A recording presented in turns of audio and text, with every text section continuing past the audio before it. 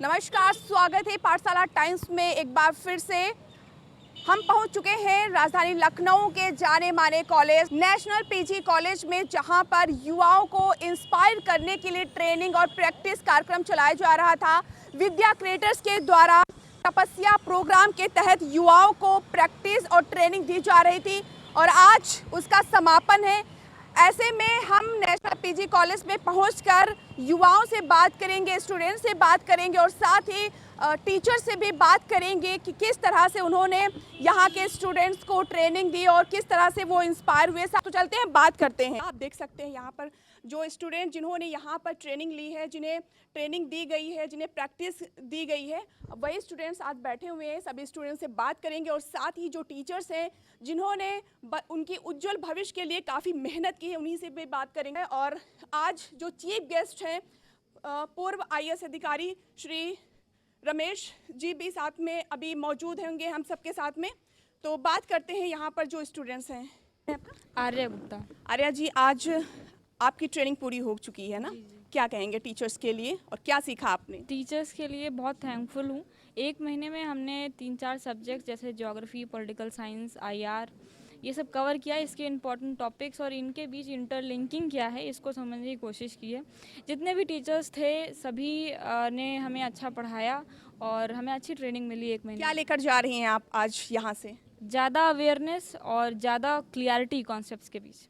Ji, thank you. Ma'am श्रद्धा। जी श्रद्धा जी, क्या सीखा आपने और क्या आज लेकर जा रही हैं जो आपके भविष्य में काम आने वाली है? मैम मैंने यहाँ पे सबसे पहले तो सबसे अच्छी चीज़ यहाँ पे डिसिप्लिन में रहना और कैसे कंपटीशन के थ्रू हम अपने आप को डेवलप कर सकते हैं वो सीखा। और मुझे लगता है कि मुझे क्लैरिटी बहुत सारी चीज़ों की आ चुकी है। तो मैं टीचर्स को थैंक्स करना चाहूँगी, स्पेशली आशुतोष सर को जिन्होंने ये ऑर्गेनाइज़ कराया है। Thank you ma'am. जी, क्या नाम है आपका? आयुषी जी। बताएं आयुषी जी, क्या कहना चाहेंगी ये ट्रेनिंग जो प्रोग्राम हुआ तपस्या प्रोग्राम, उसके बारे में? मैम हम लोग को बहुत बेनिफिट हुआ है इससे और मैम बहुत सारी चीज़ जानने को मिली, लाइक UPSC के बारे में, कैसे प्रिपरेशन की जाए उसकी, किस तरह मैम सिलेबस क्या है, मैम बहुत सारी चीज़ जानने को मिली यहाँ से। क्या लगता है कि जो बेस है वो आपका तैयार हो गया? मैम अभी बेस तैयार होने में थोड़ा टाइम और है, बट ये है कि हाँ हमें क्लैरिटी बहुत अच्छी हुई है कि हमें अपनी तैयारी कैसे करनी है, तैयारी तो कैसे होनी चाहिए उसके बारे में हमें काफ़ी कुछ जाने लिखा। So I am very thankful for the teachers and the organisers. अभी कैसी आपकी प्रैक्टिस रहेगी, कॉन्टिन्यूसली कैसे करेंगी? आपका शेड्यूल तैयार हो गया, टीचर्स ने शेड्यूल तैयार करवाया? मैम शेड्यूल तो यस कह सकते हैं कि हाँ तैयार हो गया है। काफ़ी कुछ सिखाया है कि अपने टाइम टेबल को कैसे रखना चाहिए और किस हिसाब से हर एक स्टेप पे कैसे प्रैक्टिस करनी चाहिए, वो उन्होंने काफ़ी अच्छी तरह से सिखाया। Thank you. ज़्यादा से ज़्यादा जो स्टूडेंट्स हैं उनसे बात करने की कोशिश करते हैं। जी, क्या नाम है? दिव्यांश त्रिवेदी। जी दिव्यांश जी, बताएं क्या सीखा आप अपने टीचर्स से और जो आपको UPSC की तैयारी करने की जो तैयारी की गई, क्या सीखा आपने? फर्स्ट ऑफ ऑल हमने यहाँ पे कॉन्सेप्ट क्लैरिटी सीखी जी, स्टार्टिंग कैसे करनी है और सबसे इंपॉर्टेंट चीज़ जो स्टार्ट कैसे करना है और सब्जेक्ट डिसिप्लिन और सबसे ज़रूरी चीज़ इंटरेस्ट अबाउट द सब्जेक्ट्स मैंने सीखा यहाँ। कौन सी सब्जेक्ट को आपको अच्छी लगी? International relations. कॉन्सेप्ट उसका समझ में आया? बिल्कुल। Okay. Hello ma'am Ashutosh. Ji Ashutosh ji, बताएं क्या कहना चाहेंगे तपस्या प्रोग्राम के बारे में? मैम सब फर्स्ट ऑफ ऑल एक सेटिस्फैक्शन है, 1 मंथ के बाद हम लोगों ने यहाँ पे सारे सब्जेक्ट्स पढ़े और we were guided by the best teachers. उन्होंने हमें जिस हद तक वो पढ़ा सकते थे उन्होंने हमें पढ़ाया। हमारे आंसर राइटिंग प्रैक्टिसेस उन्होंने स्टार्ट की। तो एज अ बिगिनर मैं जैसे अभी मैंने प्रिपरेशन अभी जस्ट 1 मंथ पहले शुरू की, यहाँ पे ही आगे। मैम एज अ बिगिनर हम UPSC एस्पिरेंट्स जो हैं एज अ बिगिनर उनके लिए सबसे बड़ी चुनौती कुछ होती है तो वो फर्स्ट स्टेप लेना होती है, and this initiative was our first step. So I would like to thank all the teachers and all the staff who have helped us. और क्या कहना चाहेंगी आप? गुड मॉर्निंग मैम, मेरा नाम शिवांगी सिंह है और मैं 1 महीने की ये तपस्या से बहुत कुछ सीख के जा रही हूँ। पहली बात तो क्या पूरे YouTube वगैरह सब चीज़ में ये चीज़ तो हमें बता दी जाती है कि क्या चीज़ पढ़ना है, बट इधर से हमें क्लैरिटी हुई कि क्या चीज़ नहीं पढ़नी है और भी बहुत सारी चीज़ों की क्लैरिटी हुई कि पूरा पैटर्न वगैरह किस तरीके से चीज़ों को इनिशिएट करना है। फाउंडेशन की क्लैरिटी बहुत अच्छी हुई है, तो मैं सारे टीचरों का बहुत ज़्यादा शुक्रगुजार हूँ। और सबसे एक और इम्पॉर्टेंट चीज़ कि मुझे बहुत सारी चीज़ों में इंटरेस्ट आया, जैसे कि पॉलिटी, इंटरनेशनल रिलेशन, इन सबको पढ़ने में बहुत ज़्यादा मज़ा आया। तो ये सब चीज़ों ने मुझे एक अलग तरीके का अच्छा, मज़ा क्यों आया आपको? क्या लगता है क्यों मज़ा आया? क्योंकि इस तरीके का इंटरेक्शन रहा है, बहुत ईज़ रहा है इंटरेक्शन में। अपनी जो भी दिक्कतें हैं हम टीचर से बहुत इजीली कन्वे कर सके हैं, इसलिए बहुत मज़ा आया। एक तरह से ये भी कह लें कि आपका भी इंटरेस्ट पैदा हुआ है ना? हेलो मैम, मेरा नाम नूपुर है एंड मैं यहाँ पे 1 महीने से जो ये कोचिंग कर रही हूँ तपस्या, इसका जो फुल फॉर्म है तपस्या का, वो training and practices for achieving success for aspiration है। सो मैम, हम लोगों की एस्पिरेशन को यहाँ पे जगाया गया है कि हम लोग कैसे किसी भी सब्जेक्ट में अपने जितने भी इंटरेस्ट हैं वो कैसे बिल्ड कर सकते हैं। न्यूज़पेपर रीडिंग सबसे हार्ड मानी जाती है, तो उसको कैसे पढ़ना है, क्या क्या मेन पॉइंट्स होते हैं न्यूज़पेपर रीडिंग में, वो सब बताया गया है। एनसीईआरटीज़ में जैसे हम देखते हैं कि 6 to 12th की एनसीईआरटी बोली जाती है कि पढ़ें, तो जब हमें बताया जाता है कि 6 to 12th की एनसीईआरटी पढ़नी है तो कैसे पढ़ाया जाए, तो वही सब बताया गया है यहाँ पे। अच्छा, न्यूज़पेपर कौन सा पढ़ती हैं, कौन सा बताया गया है?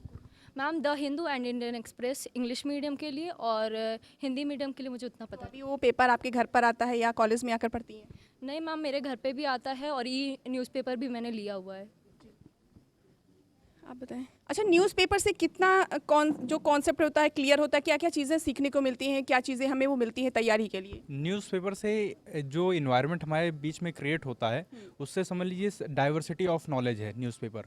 उसमें कहीं ना कहीं आपको इकोनॉमिक, स्पोर्ट्स, माइनिंग से रिलेटेड कुछ निकलता है, जैसे अभी कोबाल्ट निकला था हमारे इंडियन ओशन में, तो सारी चीज़ें उसमें कवर हो सकती है। अगर हम लोग न्यूज़पेपर को पढ़ते हैं और उसमें से सारे कॉन्सेप्ट को क्लियर करते हुए चलते हैं, तो कहीं ना कहीं हमारा बहुत अच्छी तैयारी हो सकती है।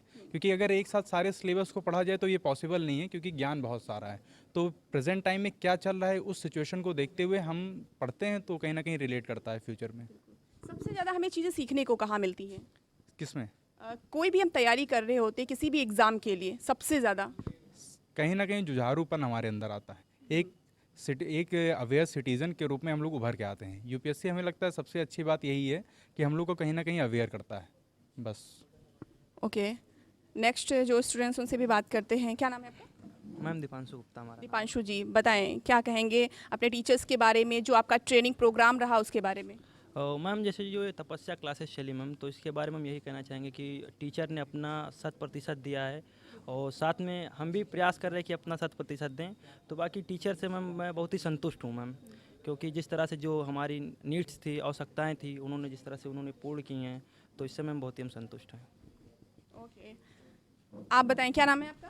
अरमान सिंह जी। अरमान जी, बताएं जो कंपटीशन है बहुत ज़्यादा हाई हो गया है, इस दौरान आपका जो शेड्यूल है, आपकी तैयारी है, आपका जो कॉन्सेप्ट है, किस तरह से आपने बनाया है कि इस कंपटीशन के दौर में आप एग्ज़ाम को क्रैक कर सकें?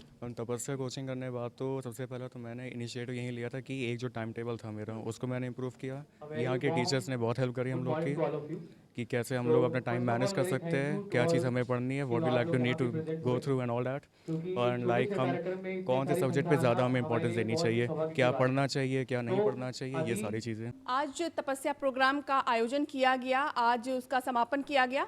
हमारे साथ चीफ गेस्ट पूर्व IAS अधिकारी रमेश मिश्रा जी हैं, उनसे जानते हैं किस तरह की तैयारियां स्टूडेंट को करनी चाहिए। सर, आपका पाठशाला टाइम्स में स्वागत है। Sir thank you. सर, सबसे पहले जो क्वेश्चन है ये है कि जो स्टूडेंट्स होते हैं यूपीएससी की तैयारी की शुरुआत कैसे करें और क्या किन चीज़ों को ध्यान रखना चाहिए? सर देखिए, बहुत डिटेल में न जाके खाली तरह मैं कहता हूँ कि सबसे पहले विल पावर होना चाहिए, उसके बाद किस लिए आप सर्विसेज में जा रहे हैं वो होना चाहिए।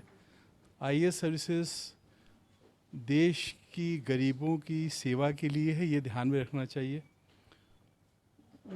दूसरा, हमारा जो देश है वो पूरे दुनिया के साथ जुड़ा हुआ है, और जो समस्याएं हमारे देश में हैं वो समस्याओं का कारण क्या है और दुनिया की समस्याओं में किस प्रकार से हम अटैच हैं, वो सारी चीज़ें हम जानेंगे अगर, तभी हम इस सर्विसेज में क्वालिफाई कर पाएंगे। तो उसके लिए जितना अवेयर रहें हम लोग, और वो चीज़ें पढ़ें जो कि इस सर्विसेज के लिए उपयोगी हैं। इसके लिए मैं सोचता हूँ कि जो इस अच्छे पेपर हैं, न्यूज़पेपर्स के एडिटोरियल्स हैं, अगर हमने 1 साल 2 साल लगातार उसको पढ़ा तो हम जो भी आईएएस का प्रीलिम्स का सिलेबस है या मेन का सिलेबस है वो सारी चीज़ें उसमें मिल जाती हैं। और चूँकि लड़के बीए एमए करते हैं और प्रारंभिक रूप से आईएएस के अगर एस्पिरेंट्स हैं तो वो इतना तो जानते ही हैं कि क्या कोर्स सिलेबस है, हिस्ट्री क्या है, इंडियन नेशनल मूवमेंट क्या है, वर्ल्ड फिलोसफी मेन में जो पेपर्स ऐड किए हैं, world philosophy, Indian philosophy optional में वो क्या है, और दुनिया किस प्रकार से इंटरकनेक्टेड हो गई है, वो सारे विषय सब मिल जाते हैं। तो न्यूज़पेपर द बेस्ट माध्यम मैं सोचता हूँ। उसमें भी अच्छे न्यूज़पेपर्स के एडिटोरियल्स और जो इस्टेब्लिश फैक्ट्स होते हैं, जैसे कि नेशनल मूवमेंट पे जो किताबें हैं या वेस्टर्न फिलोसफी पे, इंडियन फिलोसफी पे या इकोनॉमिक्स पे हैं या वर्ल्ड ज्योग्राफी पे हैं, इंडियन ज्योग्राफी पे हैं, एथिक्स पे हैं, analytical approaches, analytical thoughts, view of thoughts, इस पे जो किताबें इस्टेब्लिश किताबें हैं अच्छे राइटर्स की, वो पढ़ना वो स्टूडेंट्स को पढ़ना चाहिए जो तैयारी में बहुत ज़्यादा लाभदायक होती हैं। हाँ। सर, आज के दौर में जो चुनौतियां हैं स्टूडेंट्स को बहुत ज़्यादा होती हैं यूपीएससी की तैयारी के दौरान, तो किस तरह से उन चुनौतियों का सामना कर सकते हैं स्टूडेंट्स सर? सबसे पहला कि वो सही मैटर सेलेक्ट करें, उसके लिए जो टीचर्स गाइड करें, उनके गुरु, उसी को देखें। और जो चैनल्स में, यूट्यूब में या इंस्टाग्राम में जो इस तरीके के लोगों का इंटरव्यू आ रहे हैं और लोग गाइड कर रहे हैं, इससे बहुत लाभ नहीं होता है और क्षण भर का वो होता है और समय ख़राब होता है। तो मैं तो यही चाहता हूँ कि आदमी की जो चुनौती, यही चुनौती है कि हम लोग किस प्रकार से अच्छे मैटर को सिलेक्ट करें, क्योंकि आजकल मैटर तो भरे पड़े हैं बाज़ार में। यहाँ पे लखनऊ में तो 200-400 कोचिंग होंगे, हर ज़िले में आईएएस कोचिंग और किताबें हो गई, यूट्यूब चैनल खोलिए, कोई चैनल खोलिए, आईएएस की कोचिंग आपको मिल रही है, सब्जेक्ट मिल रहे हैं, इंटरव्यू मिल रहे हैं, सारा बकवास है, कुछ यूज़लेस है।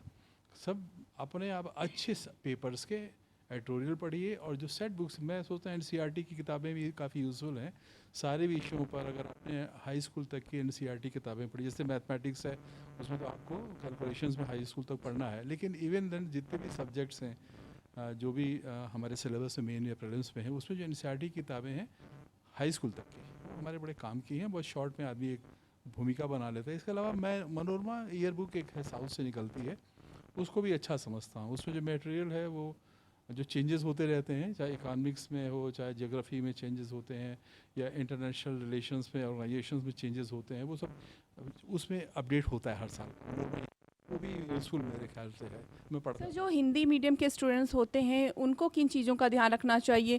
क्योंकि बहुत से स्टूडेंट्स ऐसे होते हैं जो तैयारी करने की सोच रहे होते हैं, तो उनको ऐसा लगता है मुझे इंग्लिश नहीं आती, कैसे, मतलब बहुत ज़्यादा। अब तो वो इशू ही नहीं है। तो हमें हिंदी, आप अगर जो भी आपका माध्यम है, चाहे इंग्लिश या हिंदी, परफेक्ट होना चाहिए। अगर हिंदी हो तो हिंदी भी परफेक्ट होनी चाहिए, अधूरी नहीं होनी चाहिए।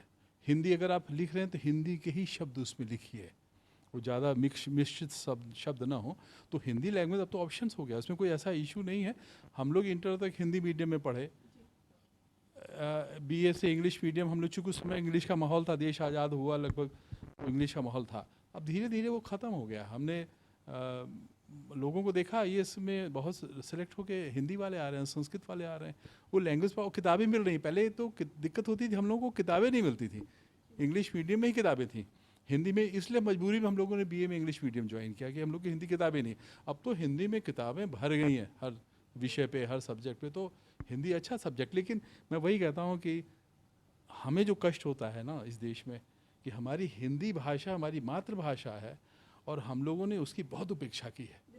और हमारे पास हिंदी के, आप किसी व्यक्ति को खड़ा करिए, उसको कहिए कि 4 पेज 5 पेज लिख दो तुम हिंदी शुद्ध, नहीं लिख पाता, हिंदी के शब्द नहीं जान पाता है, शब्द कैसे लिखे जाते हैं वो नहीं लिख पाता है, बोल नहीं पाता है।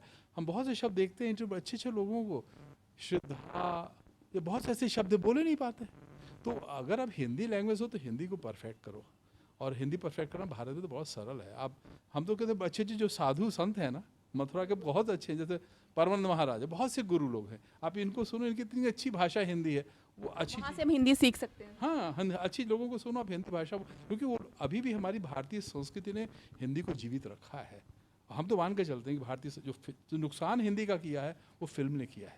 सर, आप भारतीय संस्कृत को लेकर हमेशा बात करते रहते हैं, तो आज का जो स्टूडेंट है, जो आज की एजुकेशन हो, उसमें क्या चीज़ें इन्वॉल्व होनी चाहिए जो भारतीय संस्कृति हमारी ख़त्म हो रही है, कैसे वो फिर से? केवल मैं एजुकेशन सेक्रेटरी था, मैं इस बात को रखा भी था और मैंने लखनऊ यूनिवर्सिटी में 4 कोर्सेज भी शॉर्ट टर्म कोर्स शुरू किए थे।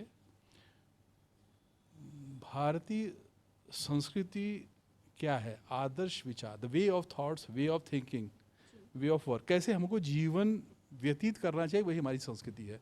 तो आदर्श रूप से आदमी को किस प्रकार से अपना जीवन बिताना चाहिए, वही भारतीय संस्कृति है। तो वो क्या है? नैतिकता। नीति शास्त्र जो हमारा है, नीति शास्त्र मतलब कि जो नैतिकता, एक मानवीय गुण आदमी में क्या होने चाहिए। सच बोलो, झूठ मत बोलो, सबका सम्मान करो, कटु शब्द मत बोलो, आचरण अच्छे रखो, कोई ऐसा अमर्यादित चीज़ें ना करो जो समाज स्वीकार न करता हो। जैसे कि अब हम लोग सामान्य रूप से सिगरेट सड़क पे चलते बच्चे लोग पीते रहते हैं और ड्रिंक करते हैं या फिर ढंग से तरीके से बात नहीं हाँ, वो लोग सोचते नहीं है ये वो गलत है, लेकिन हमारी संस्कृति कहती है कि ऐसा उचित नहीं है। इस प्रकार के जो व्यसन होते हैं ये हमेशा था। आप पाणिनि का, आप शूद्र की पढ़िए मृच्छकटिकम, प्राचीन काल में भी ये दुर्गुण व्यसन होते थे, लेकिन उसके लिए अलग स्थान था।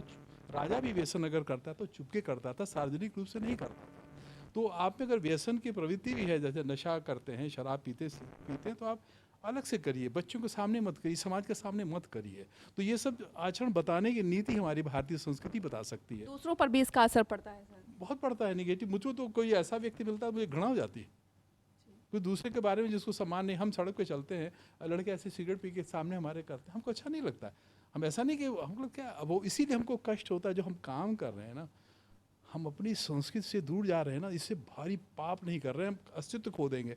और भारत का जो सम्मान है दुनिया में या भारत में जो है किसी का, वो हमारी सांस्कृतिक धरोहर के कारण ही है और हम उसकी वैल्यू नहीं कर रहे हैं। तो सरकार को चाहिए कि हमारे जो भी सब्जेक्ट्स हो, हम छोटेपन में हमको याद है कि हम लोगों को पंचतंत्र की कहानियाँ, नीति श्लोक के कहानियाँ सिलेबस में होते थे, वो सब ख़त्म कर दिए लोगों ने। ये तो गवर्नमेंट को सोचना चाहिए ना। अब इतनी बातें करते हैं, वो करते हैं। आप पार्लियामेंट की स्पीच सुनो या असेंबली की स्पीच सुनो, नेताओं के भाषण सुनो, कहीं नीति की बातें नहीं करते हैं लोग। धर्म जात को जीतना, इलेक्शन जीतना, देश को कैसे जीतो, देश में राज्य करो, यही ये देश का शासक को नहीं सोचना चाहिए। आप एमएलए हैं, एमपी, आप देश के शासक हैं, आपको धार्मिकता अगर है, भारतीय संस्कृति को बचाइए और भारत को बचाइए, वो नहीं रहेगा। सर, इस वक्त आप देख रहे होंगे ज़्यादातर पेपर लीक हो रहे हैं या फिर रद्द हो रहे हैं। नीट जैसा एक इंटरनेशनल एग्ज़ाम जो सबसे बड़ा मुद्दा रहा है, तो ऐसे तौर पर से जो एग्ज़ाम हो रहे हैं यूपीएससी के, उसको पारदर्शिता के तौर पर किया जाए, क्या होना चाहिए, सरकार को क्या करना चाहिए? मैं एक छोटा उदाहरण दे रहा हूँ। एक जीआरई टेस्ट होता है, ग्रेजुएट टेस्ट होता है इंजीनियरिंग का, पूरे वर्ल्ड में होता है। उसमें 50 लाख, 20 लाख, 50 लाख लोग बैठते हैं, आज तक कभी लीक नहीं हुआ। यूएसए कंडक्ट करता है उसका जी। इंडिया में क्यों होता है? वही मैंने कहा ना कि इथिक्स नहीं है, नैतिकता नहीं रह गई। अब वो जो ये पेपर लीक हो रहे हैं, वो तो सब देखिए कि सर्टेन ग्रुप हैं, उनको कुछ पॉलिटिकल लोगों का भी सर, क्या इसमें एनटीए जिम्मेदार रहेंगे, आपको लगता है? नहीं, गवर्नमेंट की जिम्मेदारी नहीं है। तो अब आदमी तो हर पार्टी में है, अच्छे बुरे आदमी हर पार्टी में है। तो एनडीए को इसमें जिम्मेदारी किसी गवर्नमेंट की जिम्मेदारी नहीं है, जिम्मेदारी है जो लोग इसको मैनेज कर रहे थे, इतने चतुर नहीं थे कि उसको बचा के रख सके। चालाक होना चाहिए आदमी को इसमें।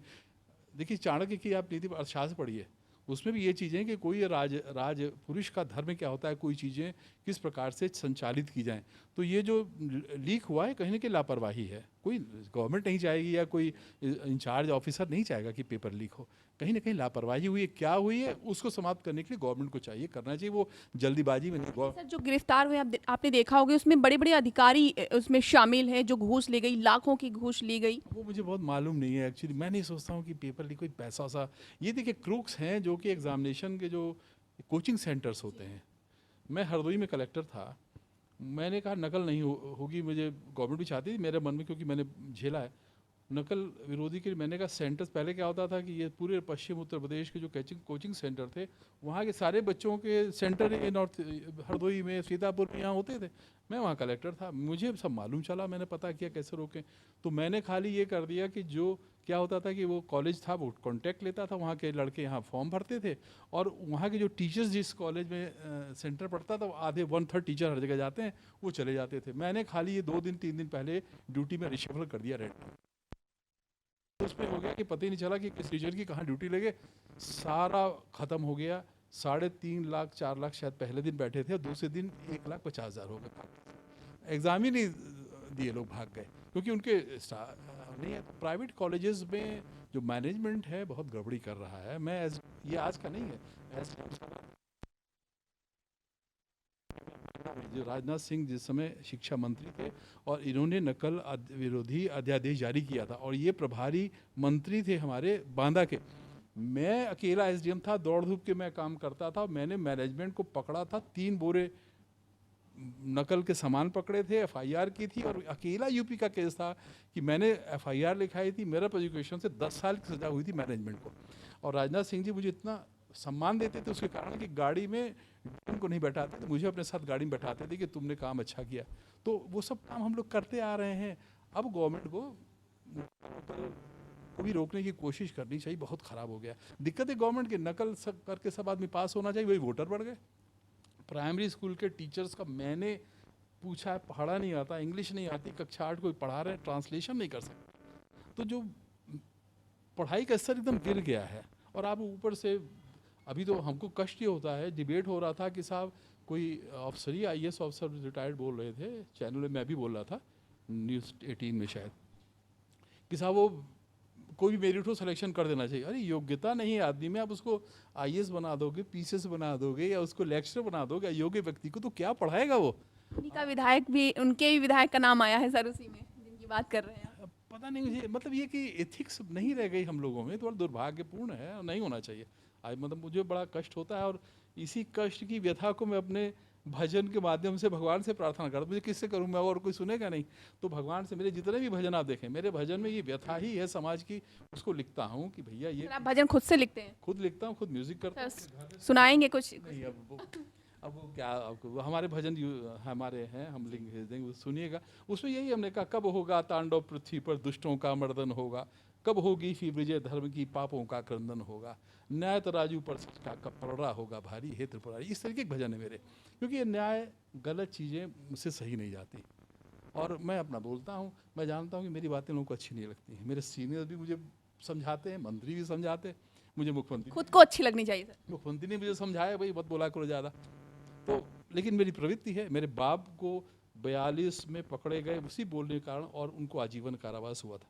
मैं उस खून का है मेरा, मैं खून में ही मेरी गड़बड़ी है कि सत्य जो होगा बोलूँगा, सहूँगा नहीं। मेरे बॉसेस से मेरा झगड़ा हुआ, मुझे तो सस्पेंड कर दिया था, फिर मुझे बुला के मुख्यमंत्री जी ने कहा कि गलती हो गई, जो बहाल किया। तो कहा तुम कहाँ पोस्टिंग चाहते हो। तो मैं ये भी जानता हूँ कि परिस्थितियाँ होती हैं, मजबूरी में राजनेता कर देता है, अंदर से वो भी अच्छा होता है, लेकिन आदमी को वोट के लिए इतना मजबूर नहीं होना चाहिए कि आप देश की एथिक्स ख़त्म कर दें, यहाँ पे मोरलिटी ख़त्म कर दें।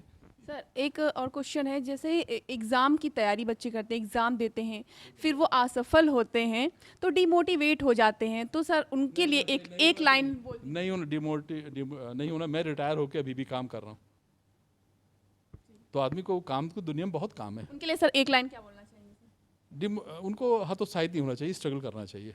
कभी की जॉब तो अच्छा मिल ही जाएगा, मन का बहुत जॉब है प्राइवेट कंपनी। तो आप हमारे साथ अभी थे पूर्व IAS अधिकारी रमेश मिश्रा जी, बहुत अच्छी जानकारी दी उन स्टूडेंट्स को जो लगातार तैयारी कर रहे हैं किसी भी एग्ज़ाम के लिए, जो एक मोटिवेशन है उनके द्वारा दिया गया। फिलहाल कैमरा पर्सन मोहित के साथ मैं मधुमिता, पाठशाला टाइम्स लखनऊ।